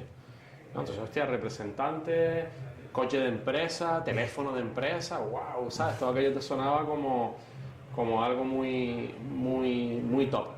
¿Qué pasa? Que tuve las entrevistas, primero en Sevilla, segundo en Madrid, y tan pronto hice las entrevistas ya la compañía me comunicó que un poco me querían en Madrid o en Barcelona, ¿no? Donde estaban las oficinas centrales en esa época, les encajó mi perfil internacional, etcétera, etcétera, y entonces ya, pues oye mamá, que me vuelvo a ir de nuevo, porque por aquel entonces era como ya regreso a Canarias, con un puesto con Nike, wow, no, me voy de nuevo. Entonces empieza mi andadura en Nike. Yo me voy a Madrid como representante, o sea, al final eres el encargado de venderle a las diferentes cuentas, a las diferentes tiendas, y entro como representante de textil de sportswear, o sea, de la parte menos deportiva, por decirlo así muy, muy breve, y entro ahí, voy haciendo mi trabajo. Recuerdo literalmente cuando yo recibo la primera colección y tengo que colocarla en el showroom. O sea, yo me acuerdo de verme un domingo en Las Rosas llorando, o sea, de tener miles de unidades. Sí, no, yo soy incapaz de hacer esto, ¿sabes? Hay personas como Miriam Castell, que ahora trabaja en Oakley, que ayudándome. Me acuerdo Nuria Grañana en aquella época, yo pidiendo ayuda desesperadamente, porque yo era incapaz de gestionar lo que estaba pasando allí. Obviamente, como todo ser humano, pues vas aprendiendo a lidiar con la situación y yo creo que Nike me ayuda mucho, de nuevo, ese background musical y ese background en producto, el tener verdadera pasión por las zapatillas, por el producto deportivo.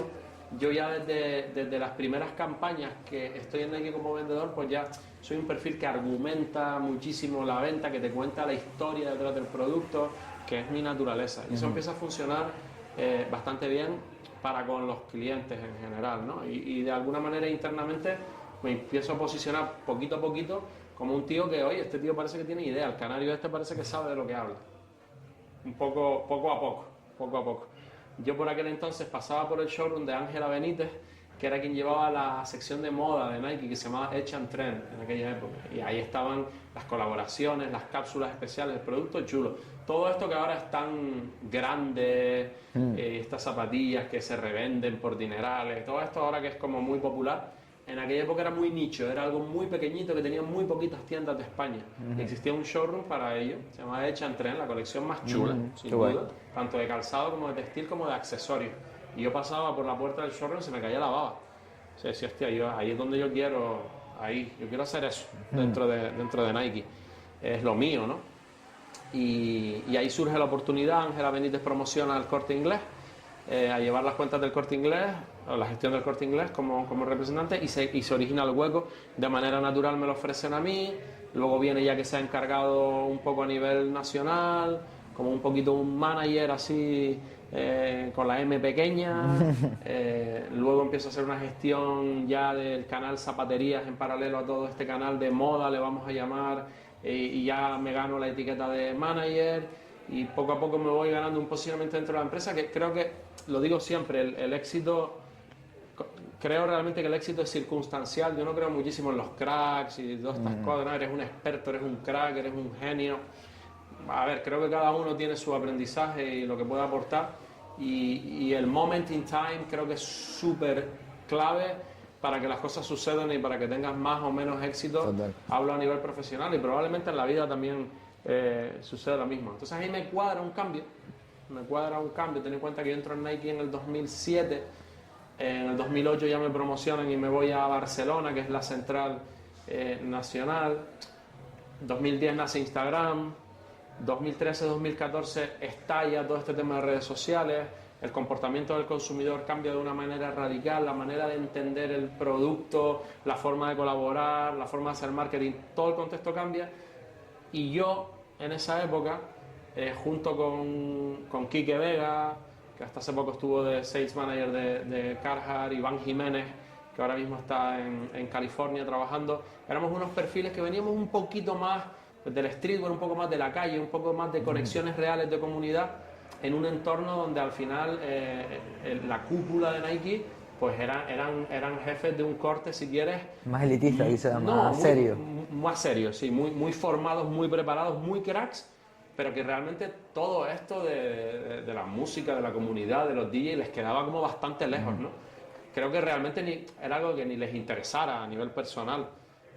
Eran unas épocas donde en Nike el tenis tenía mucho peso, el golf tenía mucho peso, el fútbol, por supuesto, tenía mucho peso, y todo esto era como algo nuevo. Sí. Entonces, bajo el paraguas de esta reflexión, pues figuras como Quique pues termina siendo el sales manager de SB, de la línea de skate. Iván Jiménez es el director de marketing de todo lo que tiene que ver con skateboarding, y yo me voy haciendo un hueco en la línea de sportswear, que es la línea casual para vestir de Nike, la parte de sneakers. Voy creciendo pues como manager, etcétera, etcétera, hasta que después de un periodo de un año trabajando director comercial para Converse, pues ya me hacen director comercial de esta categoría de sportswear, de todo el producto de Nike que no es para hacer deporte, donde están incluidos los sneakers y todo esto tan atractivo y tan suculento. El puesto más guay que pensaría yo que hay en Nike, O sea, para mí es el puesto más guay, ¿no? Llevar la parte... Probablemente si tú me dieras a elegir una posición dentro de Nike hubiera elegido Telita.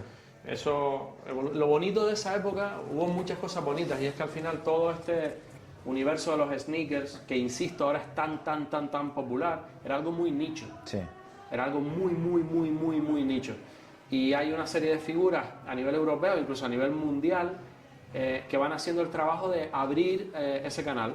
Entonces digamos que el encargado junto con mi equipo en España, por supuesto, pues fue mi equipo y yo, y en Francia pues estaba Guillaume, y en Holanda pues estaba Pim, y había una serie de figuras que fuimos pues haciendo ese trabajo. Ese Nike enorme que ves ahora en la Fashion Week, que la semana que viene estaré por ahí, con esa presencia de marca, con esa fuerza, esas colaboraciones con Louis Vuitton, olvídate. Estamos hablando de 2011, 2012, una bolsa con 6 o 7 muestras y tener que salir a la calle a tocar las puertas de las buenas tiendas para que te hicieran caso. Loco, me parece eso, ¿eh? Para que te hicieran caso. Y a día de hoy es Nike que... Exacto. Sí. Y muchas veces recibir la respuesta de, oye, pero Nike moda, pero si Nike no tiene ni idea, ¿no? Tuve la suerte de vivir esa época, la época en la que se construyó la base, si quieres, de todo lo que puedes ver hoy. Y como curiosidad, porque al final cuando entras a una empresa a la cual admiras o aspiras a estar y tal, de repente hay algo que cuando entras dices, mentira que esto es así. No, hay como un secreto que guarda la empresa, que es algo que dices tú, por la cara, ¿no? Por la cara funciona de esta manera o por la cara lo gestionan así. Te diría, no es tanto es muy bueno lo que estás diciendo, no es tanto un secreto, es una curiosidad, ¿no? Una particularidad que también, me imagino que lo haremos de Food District, también lo veo en Food District, y es como ver como algo tan grande, en este caso Food District no es tan grande como Nike, pero sí que es top, y es un top 10 a nivel europeo, un top 30 a nivel mundial dentro de esta industria. Y en Nike en su momento me pasa lo mismo, y es el darte cuenta que al final, va a parecer un poco tonto el comentario, pero al final las empresas están hechas por personas, y Nike era una familia, ¿vale? Con un montón de procedimientos que eran muy cercanos y muy familiares. Independientemente de que tú ejecutas una estrategia que te viene de Global, te viene de Portland, Oregón, ¿vale? Toca Hilversum en Holanda, la central europea, y luego hay un porcentaje de ejecución bastante grande. Luego en la gestión hay familia, hay personas, o sea, es una empresa muy de andar por casa, por increíble que te parezca. De hecho, cuando tuve la oportunidad ya, pasados los años, de ir a Portland, a la central mundial, y vas conociendo a las figuras con más peso dentro de la organización, te das cuenta de que Nike es una empresa familiar, de alguna manera. Y no sentías la presión de tener un puesto así. O sea, al final, tío, de Pedro Hidalgo a trabajar a Nike de director comercial de la parte más guay de Nike para la gente que nos gusta más la moda street, ¿no? ¿No sentías una presión del puesto ese, no sé, como una carga de no puedo cagarla, no puedo estar a la altura, son personas que no, al final no tienen esa familiaridad por la cultura? A ver, volvemos a lo de More Money, More Problems, obviamente, pero la emoción que a mí me acompañó durante más tiempo en mi periodo en Nike, desde el 2007 hasta el 2019 que salí de la compañía, por un tema personal, fue gratitud. O sea, nunca perdí de vista, jamás, y te lo digo sinceramente, lo afortunado que fui yo trabajando para esa compañía. Porque claro, ten en cuenta que no es que yo trabaje para la líder en gran consumo, whatever, ¿no? Estás trabajando para líder, enhorabuena. No, es que estoy trabajando para Nike. O sea, ten en cuenta que yo crezco levantándome a las 3 de la mañana para ver los partidos de la NBA de Michael Jordan. Michael Jordan es casi que todavía tengo 47 años y a veces estoy en medio de bajón y me pongo documentales de Michael Jordan. O sea, el significado... pero preciso, has cenado con Michael Jordan, tú. He cenado con Michael Jordan, sí. Es que este dato no lo nombramos, sí. pero creo que es bastante loco de nombrar. Has cenado con Michael Jordan. Sí, no he cenado con Michael Jordan. He estado en el mismo... Me gusta quitarle hierro a las cosas. He tenido la oportunidad de coincidir en una cena bastante íntima con Michael y estar sentado a su lado. Sí, me ha pasado. He coincidido 3 veces físicamente con él. Es muy complicado estar cerca de Michael Jordan. Es de las celebridades. Es muy complicado. O sea, tú puedes estar en la casa de Michael Jordan en Los Ángeles y no estar al lado de Michael Jordan. Y estar tomándote birras con Mark Wahlberg, one to one, pero Michael está en otro departamento con seguridad porque el nivel de estrella de Michael Jordan está en otro nivel. O sea, para mí solamente bajo mi punto de vista, solo ha habido 2 figuras a ese nivel y los 2 se han llamado Michael. Uno está vivo y Jackson falleció. Es otra movida. En París se dio la particularidad en un evento en Opium Paris, que era una tienda de París, muy especializada en Jordan. Bueno, para no liarme, pues era el lanzamiento de la Concord, de un modelo de la 11 de Nike, y al final él tenía muy buena relación con los dueños, el dueño pues ya le era marroquí, yo tenía muy buena tecla con él, y al final todo eso acaba en un senegalés pues comiendo alitas de pollo y plátanos fritos con Michael Jordan. Qué rico, ¿eh? Sí, básicamente, y sobre todo un tipo muy educado, un tipo que siempre habla en plural, nunca habla de él en primera persona jamás, habla de los Bulls, de su equipo. Y yo me decía, me parece un honor que madrugaran, ¿no? En Canarias. Claro, tuve que explicar dónde estaba Canarias, geográficamente no tenía ni idea, ¿no? Ni Michael ni casi ningún americano. Y él me decía, qué honor que te levantaras a las 3 de la mañana para ver los partidos de los Bulls. Yo le decía, no, yo me levantaba para verte a ti. O sea, todos nos levantamos para verte a ti. O sea, el planeta entero se levantaba para verte a ti. Lo que significó Michael Jordan en los 80 y principios de los 90 es algo difícil de explicar con palabras. Yo lo viví en primera persona, tengo el placer de conocerlo, un tío con un aura espectacular, con una sonrisa... Bueno, si hay gente de otro planeta es ese. Sí. De hecho, soy cero mitómano, pero él sí me transmitió, he tenido la oportunidad de conocer a mucha gente, si quieres, reconocida, importante en mi vida, cerca de mí, pero lo de Michael es otra cosa. Más que telita, y más que es lo que tú dices, si te levantas a las 3 de la mañana para verle a él, Lo ves ahí al lado, y ¿no? encima después Nike, y o sea, es que me parece muy loco, Rubén, o sea, de Sí. verdad, piénsalo con perspectiva, todos tus sueños, todas las cosas a las que aspirabas, o con las que soñabas, o con las que te hubiese gustado verte algún día, lo conseguiste, ¿sabes? Y es verdad que, bueno, Nike estuviste bastantes años, estamos hablando de 2 añitos, telita, y de ahí 3 cosas que tú puedas destacar para la audiencia y que a lo mejor puedan aplicar ya sea en sus proyectos, ya sea en su vida personal, que te enseñó Nike y que a día de hoy hasta lo aplicas en tu día a día. Te tuvo ¿Qué que me enseñar enseñó? cosas. ¿Nike o todo el recorrido? El recorrido Nike, Foot Locker, o sea, al final Sí, te tuvo todo. que enseñar Sí. ciertos ingredientes que tú dijiste, tío, pues Sí. esto es así, ¿sabes? Yo creo que son como conocimientos o aprendizaje que está guay de Va a compartir. sonar un poco típico, pero el primero es humildad. El primero es humildad, sin lugar a dudas. Yo recuerdo perfectamente, aparte, cuando yo decido dejar la compañía en el 2019, que hay más de un compañero que me dijo, uno en concreto me dijo, verás ahora la realidad cuando no estás en Nike. Cuando estás en Nike eres muy guapo, ¿vale? Muy guapo, extremadamente guapo. Si encima eres el responsable del producto especial de las colaboraciones Guapísimo. con diseñadores, eres guapísimo, ¿vale? Y un compañero me dijo, ahora vas a salir al mundo real y verás, nunca me olvidaré que me dijo, verás que hay muchos teléfonos que ahora no se descolgarán. Ya. En mi caso no ha sido así.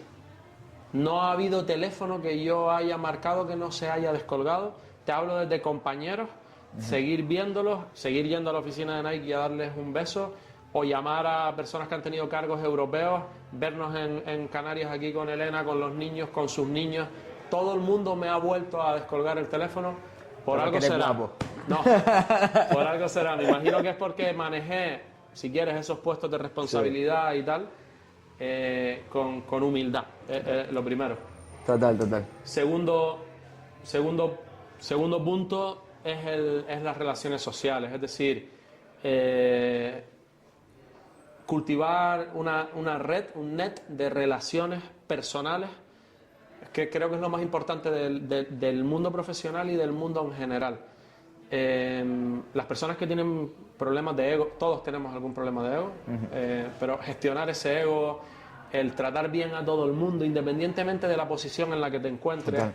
Ojo, porque a la persona que, si por el motivo aquí estás tratando mal hoy, mañana las cosas cambian, Sí, y te tanto. lo encuentras en ciertas posiciones dentro de la Matrix y de repente aquel que le hiciste un feo lo Sí, necesitas. total. Ojo con eso, o sea, sé humilde, trata bien a todo el mundo. El mundo da muchas vueltas y ese sería el segundo consejo.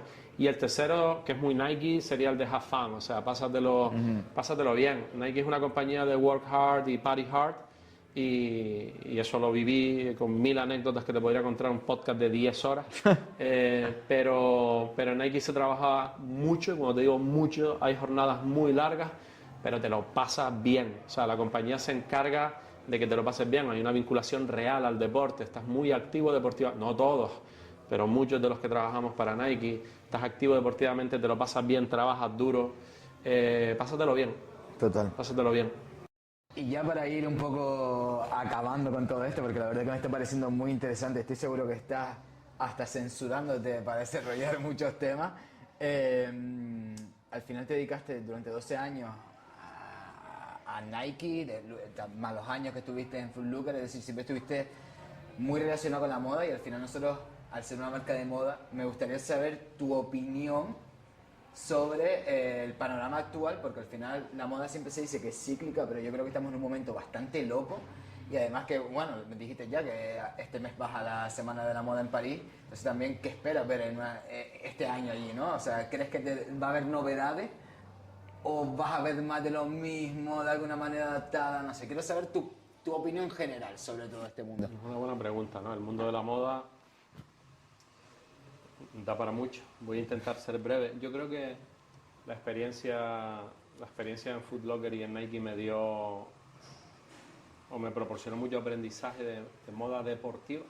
Sí es cierto que en la moda en términos absolutos la estética deportiva ahora tiene mucho peso, ¿sí me explico? Sí. Pero realmente la plataforma que me ha impulsado más a nivel crecimiento dentro de lo que es una interacción con el mundo de la moda de una forma más directa, si quieres, ha sido pues los casi 5 años que llevo trabajando con Food District.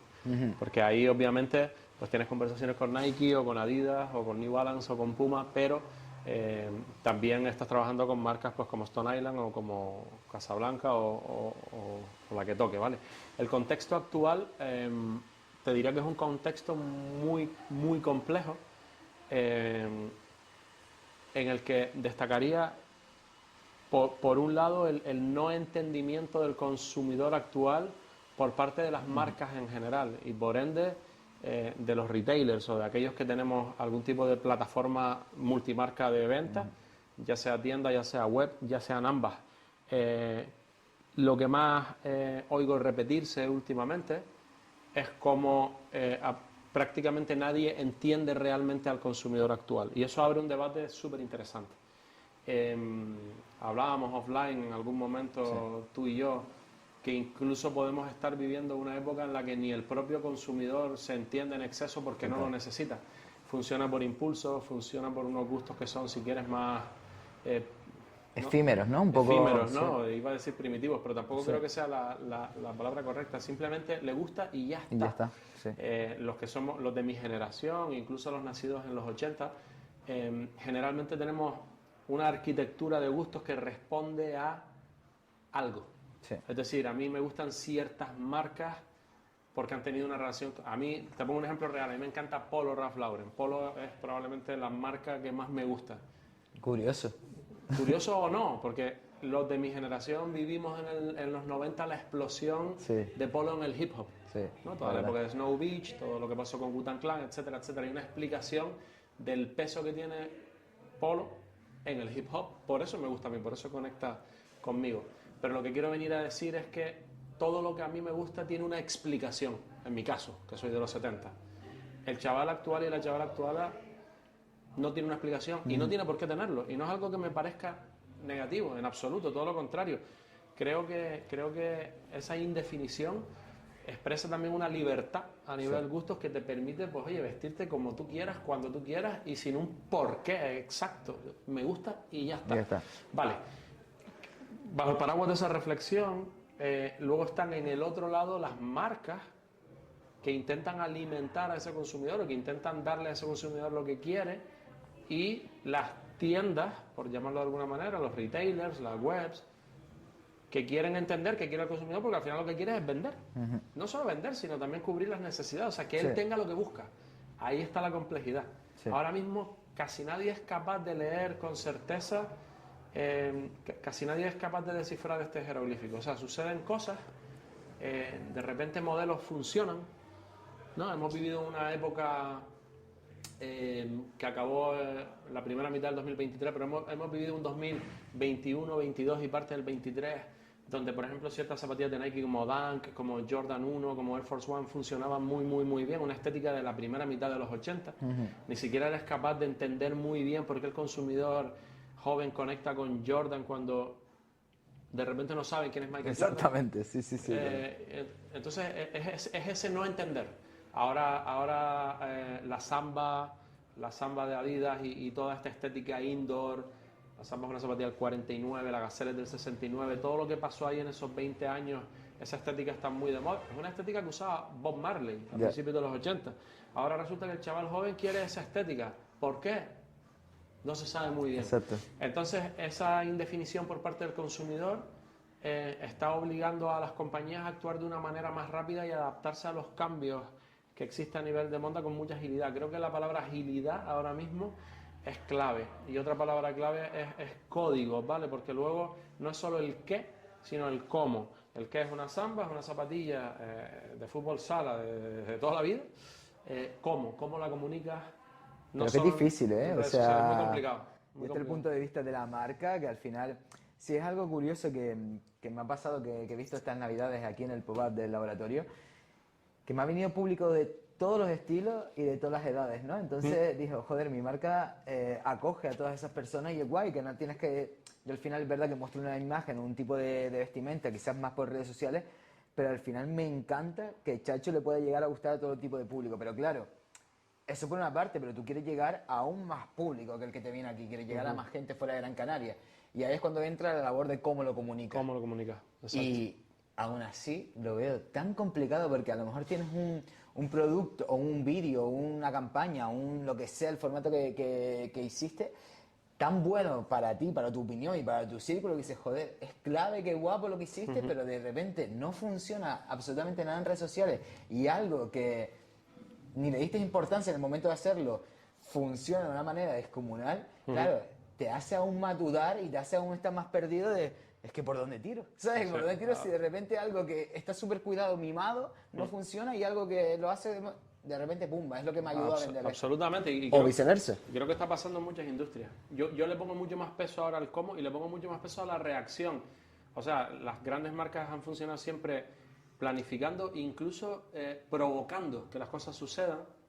Ahora, no estoy diciendo que no pueda volver a suceder, pero ahora hay mucho más reacción. Es decir, una estética funciona, ¿cómo soy yo capaz de adaptarme a esa demanda y funcionar muy rápido? Por ejemplo, el reciente éxito de Adidas, que está siendo un éxito muy llamativo, yo diría que la samba, el fenómeno samba casi que se autocreó. Lo que sí es cierto es que Adidas fue muy rápido detectando lo que estaba pasando con samba, desarrollando productos, activando la Gazelle, que es una estética bastante parecida, o sea, se movieron con mucha agilidad. Es probable, y no lo sé porque no tengo la posesión de la verdad, pero es probable que estemos en una época donde de alguna manera estás viéndola venir y cuando algo pita tienes que actuar muy rápido, ¿no? Antiguamente no era así, antiguamente tú provocabas lo que querías que sucediera.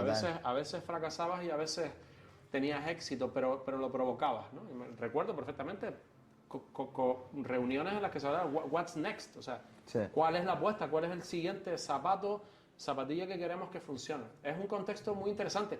Me imagino que era evolucionando. Yo estoy viendo también ahora en la estética del consumidor joven, estoy viendo ahora una vuelta a ciertas tendencias, si quieres, más clásicas, más noventeras un poco. Estoy viendo un poco de calma, y son reflexiones personales, en un exceso de expresión estrafalaria.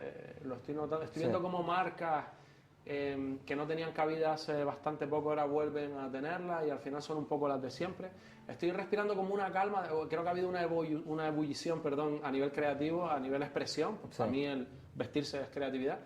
Y se está eso ahí calmando un poco. Vamos a ver por dónde vienen las cosas. Yo te contaré lo que veo en París. Ojalá tener el secreto, ¿no? Ojalá tener el secreto de lo que... Bueno, tú me dirás lo que viene en París, pero sí es cierto que yo, como director creativo de la marca, yo me pongo ahora en la siguiente colección, cómo comunicarlo, y es como, chacho, y voy a invertir todo el dinero que tengo, toda la fuerza que tengo, toda la creatividad que me queda, para algo que esa incertidumbre, porque no lo puedes controlar, porque es muy complicado saber por dónde va a tirar el consumidor dentro de 4 meses. Y volvemos al cómo. Tú fíjate que, por ejemplo, en una tienda como Food District, donde tú tienes acceso al producto más chulo del mundo, al que todo el mundo quiere, al que las mejores tiendas del mundo tienen esos productos, realmente los que estamos en ese nivel, realmente tenemos todos el mismo producto. Entonces, ¿qué vuelve a tomar peso? ¿Cómo lo comunicas? ¿Cómo generas ese engagement con la comunidad? ¿Qué eventos creas? cómo combinas también que todo esté a nivel digital, pero también haya un espacio físico donde sucedan cosas, donde el cliente pueda sentirse parte de algo. Estamos en un entorno interesante, con bastante incertidumbre, pero bueno, que evolucionará y nos llevará a algún lado. Vamos a ver, seguro. vamos a ver. Esta conversación espero que la tengamos a final de temporada y miremos para atrás a ver qué ha pasado, ¿no? Qué cambios ha habido. Total. Y nada, ya un poco ya para ir finalizando esto y antes de empezar con la sección sin filtro de nuestro querido patrocinador Tropical, yo quiero decirte, porque bueno, los que hayan venido por aquí, los que lo estén viendo de fuera y no tengan ni idea de dónde estamos ahora mismo en un pop-up clandestino, y es porque este señor, en el peor momento en el que estaba, como ya dije al principio del programa, me ayudó, me cedió su espacio debajo de una barbería, que es un proyecto que abrió junto a Elena, a su mujer, y que lleva Mageia, pero que es increíble. Al final es un concepto de barbería que tiene esos toques de personalidad, de distinción, que yo supongo que este hombre ha aprendido durante tantos años, ¿no? de profesiones en otros sectores. Entonces, yo quiero también que nos hables un poco de Pantera, que nos hables un poco de la sinergia que puedes hacer con marcas como Chacho para que darle más continuidad, y también de lo que estás haciendo colaboraciones con hamburgueserías, de repente otras futuras que me has contado que no podemos desvelar, y me encanta porque al final es eso, no solo se queda en simple cortar el pelo, sino construyes una comunidad, construyes alrededor de una barbería, que puede sonar muy simple para el oído de cualquiera, en algo más. Bueno, Pantera nace en casa durante el periodo de la pandemia. Elena y yo llegamos a la conclusión como familia. Bueno, ella sufre un ERTE del trabajo que ella tenía. Ella estaba de relaciones públicas en un hotel muy lujoso de aquí de Gran Canarias, y algo dentro de nosotros, hay que crear algo un poco para más bien pensado en la familia, ¿no? en algo que dirigiera ella de alguna forma. Y Pantera nace de un montón de conversaciones. Pasamos por gastronomía, ideas hubo varias que algún día te compartiré. Pero en todas coincidíamos que tenía que ser algo que de alguna manera sostuviera pues nuestras personalidades, ¿no? Lo que nosotros queríamos expresar más allá de la actividad principal. Yo soy muy fan de los negocios que tienen una actividad principal como punta de lanza, pero en el que luego suceden otras cosas, ¿no? Son formatos que siempre me han enamorado. Te pondría por diferentes ejemplos, de Brooklyn Circus a un montón que te puedo decir, pero que son esos formatos como muy mixtos, que tienen una actividad clara principal, pero luego en la cola del cometa suceden un montón de cosas.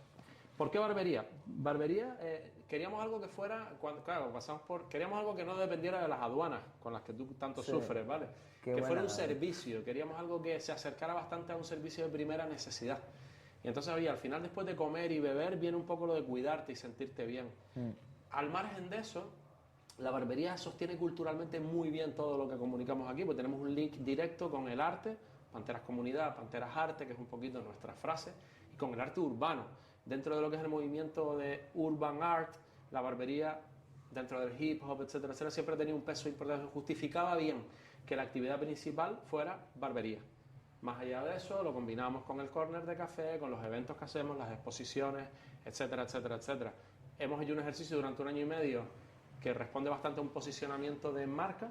Hemos generado estas colaboraciones indirectas e inesperadas, como crear una hamburguesa con 200 gramos. Ahora ha nacido una cápsula de textil en colaboración con un artista canario, Maldito Mono, artista canario con mucho peso, ha estado trabajando en UK, un tío muy activo.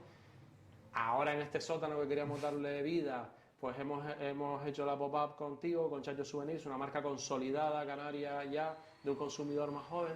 Al final, este edificio queremos que sea como un hub creativo, donde sucedan cosas siempre ligadas al arte y a personas que quieran emprender y hacer crecer, y sobre todo, y es un punto que se me escapaba, aportar algo a la ciudad de Las Palmas. Aportar algo que merezca la pena, ¿no? Sí. Oye, pues si cada 3 meses haces una expo, pues es una expo que se queda ahí en la retina de la ciudad y suma. No, y que aporta, o sea, aporta porque vamos, hace falta, ¿no? Hace falta y es la lucha. Lo más fácil sería abrir esto en otro lugar donde se abrace más, ¿no? Lo diferente. Claro. Pero si nadie hace cosas como proyectos como Pantera, proyectos como Chacho, proyectos como... Claro. infinitos que hay, decenas más que hay por aquí interesantes por la ciudad. Claro. La ciudad muere y se queda con lo mismo de siempre. Exacto. Yo creo que eso es que... A mí me inspiró muchísimo 200 gramos, ¿vale? Sí. Cero, publicidad cero. El dueño es colega. A mí no me ha dado ninguna hamburguesa, 200. No, pero se ofreció. Pero él demostró que, porque cuando Elena y yo comentábamos nuestra idea de barbería, Elena también viene del sector servicios y a ella le encanta ofrecer un servicio excelente, que es otro de los puntos diferenciadores, diría, de Pantera. Hablábamos de eso, ¿no? No, es que hay muchas barberías en Las Palmas. Vale, sí, pero también había muchas hamburgueserías cuando 200 gramos abrió. Total. Volvemos a que no es el qué, es el cómo. Total. 200 gramos revolucionó el concepto de hamburguesería en Las Palmas. Yo creo que en eso estamos todos de acuerdo. Completamente. Y luego casi que fueron pioneros en que luego empezaran a suceder cosas, otro tipo de hamburgueserías también muy interesantes. Ahora hay como un Sí. boom de hamburgueserías. Sí. Pero ellos se adelantaron y ofrecieron algo distinto. Yo sentí mucha inspiración por esa parte, luego por Def Quality Meat, por otras cosas que pasan en Estados Unidos que me inspiraron mucho, que nos inspiraron mucho. Sucedió Pantera, que al final es como nuestra segunda casa. Yo tengo mi Total. despacho de trabajo, ahora está el hub donde irán sucediendo cosas. Yo he estado aquí más que en mi casa en el último mes, la verdad. Sí. Aquí estamos a gusto. Y bueno, ya este plano más corto quiere decir algo, ¿no? Y es que estamos llegando al fin de este primer programa oficial del podcast de Chacho Souvenir. Y a pesar de que yo te preguntaría durante horas y horas muchas más cosas, yo no te voy a preguntar nada más. ¿Por qué? Porque es el momento de la sección sin filtro, ¿no? De sacar a luz esta maravillosa caja que contiene preguntas random que escribimos un día que yo ni me acuerdo cuáles hay dentro y que tú vas a sacar al azar. Pero antes, Gabri García, en el anterior programa, que fue el creador de contenido de Gran Canaria, que me entrevistó a mí en el programa Cero, escribió una pregunta para el siguiente invitado, sin obviamente saber que eras tú. Vale. Entonces esa primera pregunta es la que vas a tener que responder y que contiene esta cajita. Vamos Si a quieres, ábrela, léela en alto y respóndela, por favor, porque si no, me da gracia. Esto es bastante divertido, la verdad. Bueno, la pregunta es, ¿cambiarías algo de tu pasado? ¿El qué? ¿Y cambiarías algo de tu pasado, Rubén? Me dirijo a ti, ¿no? Sí, por favor. Gabri no está aquí. A ver, si quieres que te sea sincero, no cambiaría nada de mi pasado. Yo creo que al final la suma de todas las experiencias que tienes a lo largo de tu vida, no todas mis experiencias han sido tan maravillosas como lo que he contado hoy aquí, hay experiencias mucho menos positivas, pero de alguna forma todo lo que me ha sucedido me ha llevado hasta aquí y soy quien soy gracias a todo eso. O sea que la respuesta es no cambiaría nada de mi pasado. Chapo. No, pero es verdad, o sea, al final es lo que tú dices, todo no... ¿Sabes? Yo muchas veces con Chacho pienso, yo estoy gastando 3 años de mi vida en algo, pero al final llevará otra cosa si esto se acaba, ¿sabes? Totalmente. Y esto es así. Primero Y ahora- que Chacho no se va a acabar. No se va a acabar, no se va a acabar porque y todo segundo van a que comprar. si muta a otro tipo de proyecto o lo que sea, el haber pasado por Chacho ha sido clave, te lo garantizo. desde ya. Completamente de acuerdo. Y ahora toca al azar, ¿no? Yo voy a mover un poco aquí. Vamos a ver qué pregunta puede tocarte. Y por favor responderás sin filtro ninguno. Sin filtro ninguno, venga. Coge la primera que pilla aquí. Esta. Sin filtro. Una canción que meterías en una cápsula del tiempo. Falta, te viene ni pintada, tío, ¿eh? Que vamos, o sea, parece que la elegiste, venga. Yo no lo planeé, ¿eh? Bien. No Aquí lo tendrás planeé. una canción. Tienes que elegir una, que ahí creo que es lo difícil para ti. Una canción que metería en una cápsula del Y tiempo. dinos el porqué también, ¿eh? O sea, quiero que las personas que después escuchen esta canción en casa entiendan el porqué después de escucharla.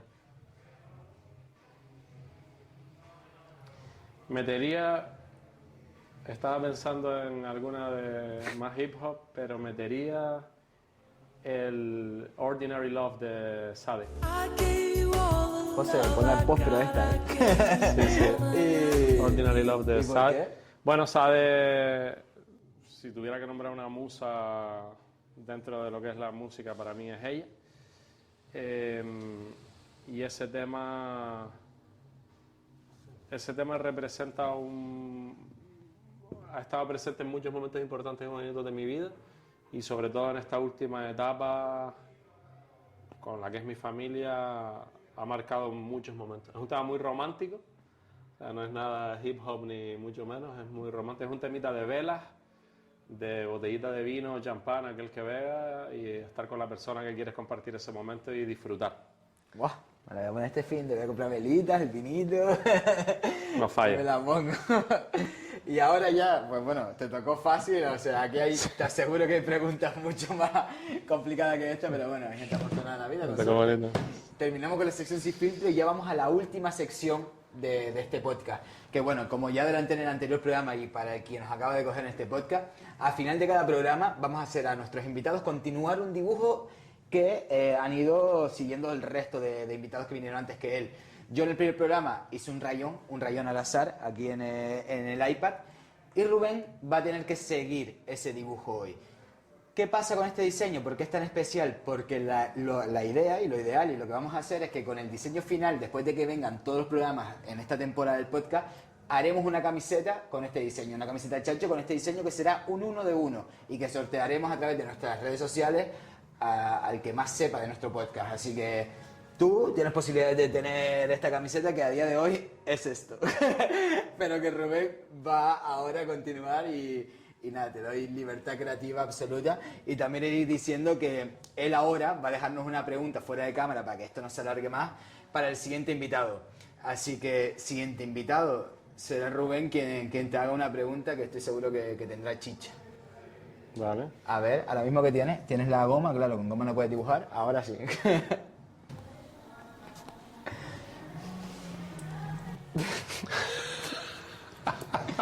¿Por qué no?